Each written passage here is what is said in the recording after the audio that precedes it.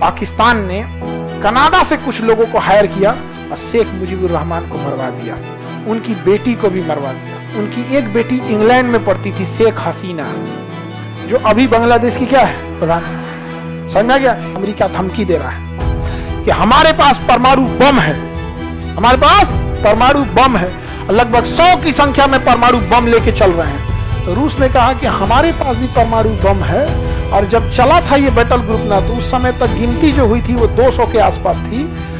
जल्दबाजी में पहुंचना था, गिनती नहीं हो पाई थी। कोई जासूस फोन कर दिया पाकिस्तान में, और पाकिस्तान वाला फोन कर दिया पनडुब्बी को कि जाओ तुम विशाखापट्टनम जाओ, जाओ वहीं विक्रांत है, मार के गिरा देना। और जब वहां गया ना, तो वहां कौन खड़ा था? INS राजपूत। मारा INS राजपूत, उधिया गया PNS गाजी। पाकिस्तानियों ने कहा कि अगर हम विक्रांत मार के गिरा दिए ना, अगर डुबा दिए, तो पाकिस्तान इंडियन नौसेना का पूरा मनोबल गिर जाएगा। और यह हकीकत है, अगर विक्रांत गिर गया तो सब कुछ खत्म। यहाँ विक्रांत मार के धज्जी उड़ा दिया इन लोग का, यहाँ पे विक्रांत। और यहाँ पर पाकिस्तान के 93,000 सैनिकों ने सरेंडर कर दिया।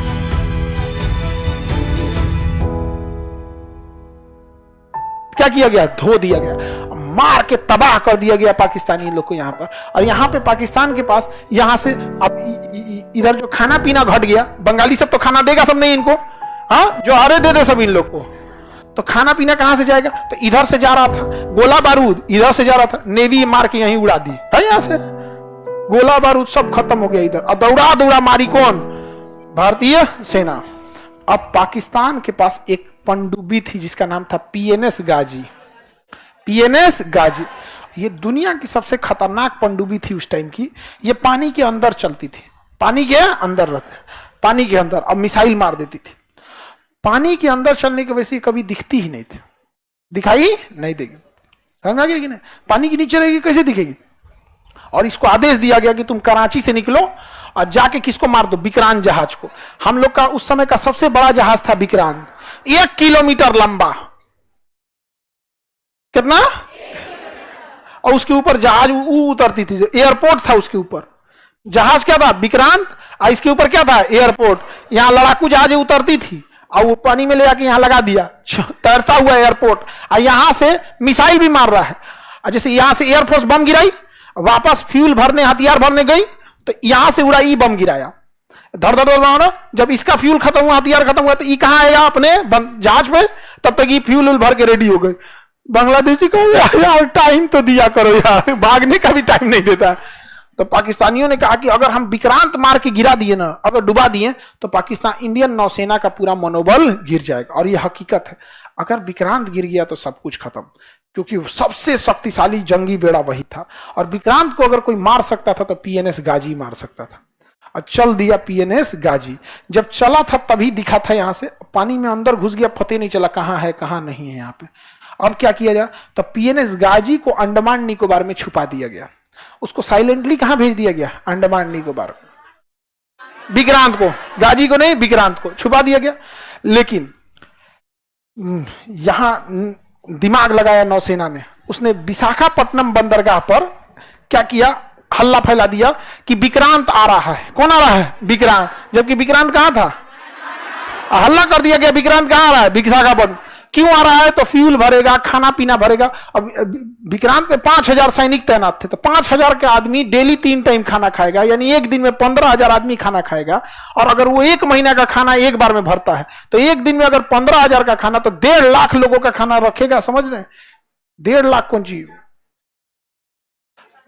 तो उसको सामानों भी चाहिए बहुत ज्यादा, आटा, चावल, चीनी, ये सब चीज। तो हल्ला विक्रांत में जितना विशाखापट्टनम में जो भी थे लोग ना, दुकानदार, सबको ऑर्डर दिया गया। नौसेना जाके विक्रांत आ रहा है, ये चाहिए, या आलू चाहिए 40 ट्रक आलू, 2 ट्रक अंडा, फल चाहिए, ये चाहिए। पूरा हल्ला हो गया विशाखापट्टनम में, मंडी लग गई।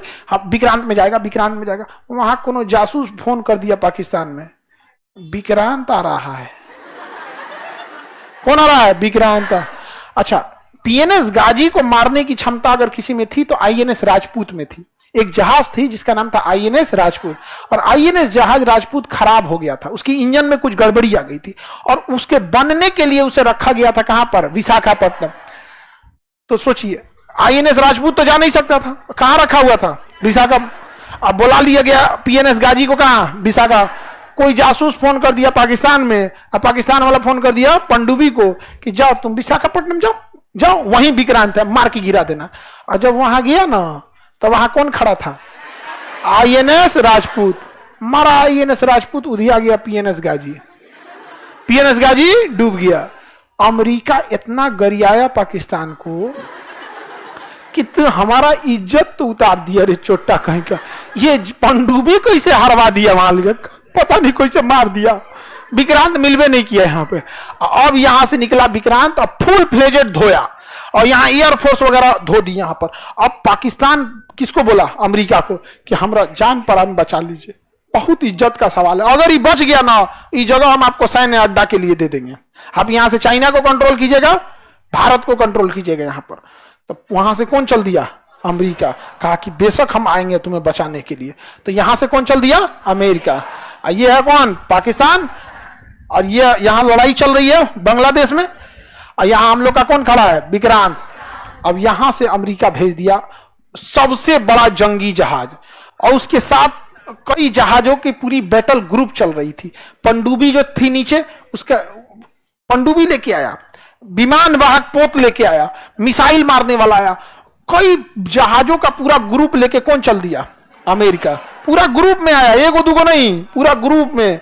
एगो जहाज थी जिसमें खाली खाना पीना भरा हुआ था, एगो में जिसमें फ्यूल भरा हुआ था, एक में केवल हॉस्पिटल था, चलता फिरता हॉस्पिटल था, एगो पनडुब्बी थी, एक मिसाइल मारने वाला, बम मारने वाला, सारा चीज लेके चल दिया बैटल ग्रुप। इसका नाम था सातवां बेड़ा। क्या नाम था? इस सातवां बेड़ा के साथ कोई नहीं चल सकता था। और इसमें अमेरिका लेके आया था परमाणु बम। सोचिए, भारत को मारने के लिए परमाणु बम लेके चला आया कौन? तबाही क्या होगा। इंदिरा गांधी के ऊपर कितना प्रेशर रहा होगा। यहां तो लड़ाई चली रही है बांग्लादेश में, तब इंदिरा गांधी ने रूस को बोला। किसे बोला? कि हमरा बचा लीजिए। वो चल दिया है कितना लेके? सातवां बेड़ा ले। तो रूस कहा कि यहां तो आपको कोई जरूरत नहीं ना है। कहा ना, इसको तो हम धो दिए हैं, खत्म कर दिए, धो धा के बराबर है। तो यहां से इसने भी अपने बैटल ग्रुप को भेज दिया यहां पे। इसके में भी पूरा परमाणु बम पनडुब्बी तैनात थी। इसका नाम था 40वां बेड़ा। रूस क्या भेज दिया? 40वां बेड़ा। अमेरिका भेजा 7वां बेड़ा। अमेरिका को आने में टाइम लगा, जब तक रूस यहां आके पहुंच गया। अब पूरी जहाजों को यहीं लगा दिया चारों ओर से, 40वां बेड़ा चारों, और ऑटोमेटिक मिसाइल तैनात कर दिया कि अगर तुम 400 किलोमीटर से कम दूरी मेंटेन रखोगे तो ठीक है, 400 किलोमीटर पास आ गए ना तो मार देंगे ऑटोमेटिक। और जितनी पनडुब्बी लेके आया था ना ये रूस, सारी पनडुब्बियों को ऊपर कर दिया रेडी टू फायर मोड में। तो अमेरिका के साथ ना ब्रिटेन भी आया था। ये दोनों साथे चलता है सर। तो ब्रिटेन वाला ना अपने प्रधानमंत्री को फोन किया, वी आर टू लेट। ई वाला टू, TOO, बहुत लेट हो गया। हाँ, हुजूर आते आते बहुत देर कर दी। वो गाना है ना, हाँ, बेचारा पाकिस्तान गाना गा रहा है, हुजूर आते आते बहुत देर कर दी। ब्रिटेन कह रहा है बहुत देर हो गया, अब हमारे बस का नहीं है। 40वां बेड़ा आ चुका है। तो अमेरिका धमकी दे रहा है कि हमारे पास परमाणु बम है, हमारे पास परमाणु बम है, लगभग 100 की संख्या में परमाणु बम लेके चल रहे हैं। तो रूस ने कहा कि हमारे पास भी परमाणु बम है। और जब चला था ये बैटल ग्रुप ना, तो उस समय तक गिनती जो हुई थी वो 200 के आसपास थी। जल्दबाजी में पहुंचना था, गिनती नहीं हो पाई थी।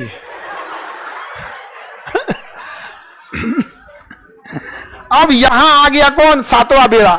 कौन आ गया? 7वां।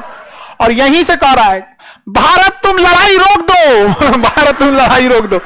और यहां विक्रांत मार के धज्जी उड़ा दिया इन लोग का यहां पे विक्रांत। और यहां पर पाकिस्तान के 93,000 सैनिकों ने सरेंडर कर दिया। 93,000 पाकिस्तानी ने सरेंडर किया। हम नहीं लड़ पाएंगे। जब सेना सरेंडर करती है ना, तो अपना स्टार हटा देती है, टोपी उतार देगी, बेल्ट हटा देगी, और हथियार को जमीन पे रखेगी। हथियार को जमीन पे रखे, यह सरेंडर का होता है। 93,000 फौजियों ने सरेंडर किया था। बाप बाप होता है। याद कीजिए, उसी लड़ाई में यहां हमारे 120 सैनिकों ने सरेंडर नहीं किया।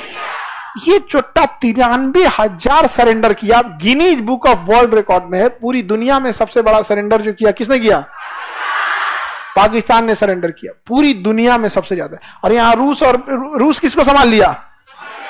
अमेरिका को संभाल लिया। अब 93,000 सैनिकों ने सरेंडर किया और भारत ने कहा कि आप एक्सेप्ट कीजिए कि बांग्लादेश आपका नहीं है।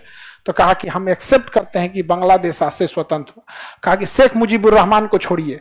तो भारत शेख मुजीबुर रहमान को लेके आया और शेख मुजीबुर रहमान को बांग्लादेश का क्या बनाया गया? प्रधानमंत्री। लेकिन पाकिस्तान ने कनाडा से कुछ लोगों को हायर किया और शेख मुजीबुर रहमान को मरवा दिया, उनकी बेटी को भी मरवा दिया। उनकी एक बेटी इंग्लैंड में पढ़ती थी, शेख हसीना, जो अभी बांग्लादेश की क्या है? प्रधान।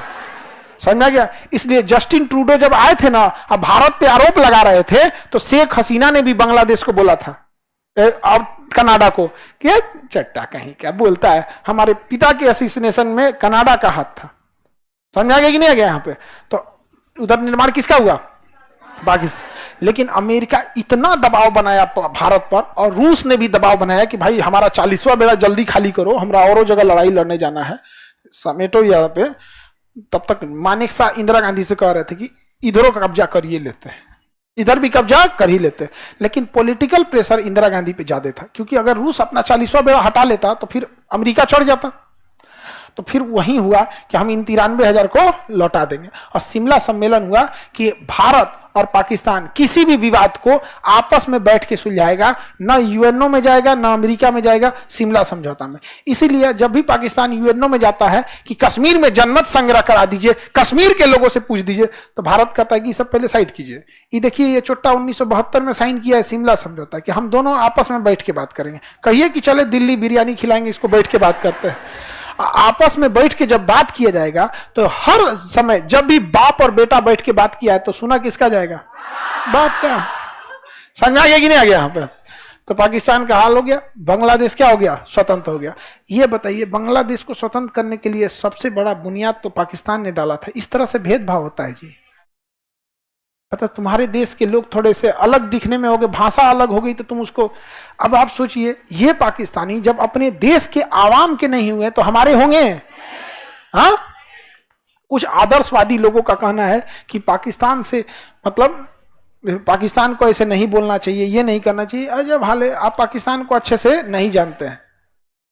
इसका कोई उपाय नहीं है यहाँ पर। इन गधों को, इनको, खैर ये लोग तो अलग दुनिया के लोग हैं, फरिश्ते आएंगे इनको बचाने के लिए। 93,000 के लिए नहीं आया, शायद लेट हो गया था। समझ आ गया कि नहीं आ गया? तो बांग्लादेश का निर्माण कब हुआ? 1972 में लड़ाई हुई, लड़ाई मान्यता मिला 72 में। कितने सरेंडर हुए? 93,000। हम एक हिस्ट्री की बुक पढ़ रहे थे पाकिस्तान की, जैसे वहां के जो बच्चों की होती है, अब तो ऑनलाइन आप कहीं की बुक पर मंगा के पढ़ सकते हैं। तो हम पाकिस्तान के बच्चों की किताब पढ़े, हम मैट्रिक की बुक लें, उसमें कहीं 71 की जंग की चर्चा नहीं है। तो हम ऑनलाइन ऑर्डर, मतलब ऑनलाइन ऑर्डर करेंगे, आएगा नहीं तो एक ऑनलाइन पढ़ने की भी व्यवस्था होती है, ई बुक। क्लास 6 से लेकर 12 तक, जैसे हम लोग एनसीईआरटी पढ़ते हैं ना, उसके क्लास 6 से 12 तक में बांग्लादेश की लड़ाई की चर्चा ही नहीं है। बस चर्चा है, और ये 93,000 सैनिकों के सरेंडर की चर्चा नहीं है। समझा गया? ऐसा रखा गया, बांग्लादेशी रहना नहीं चाहते थे, वो पाकिस्तानियों को अलग भावनाओं से देखते थे, इसलिए भारतीय पाकिस्तानी सेना उन्हें उनके हाल पे छोड़कर और चली आई।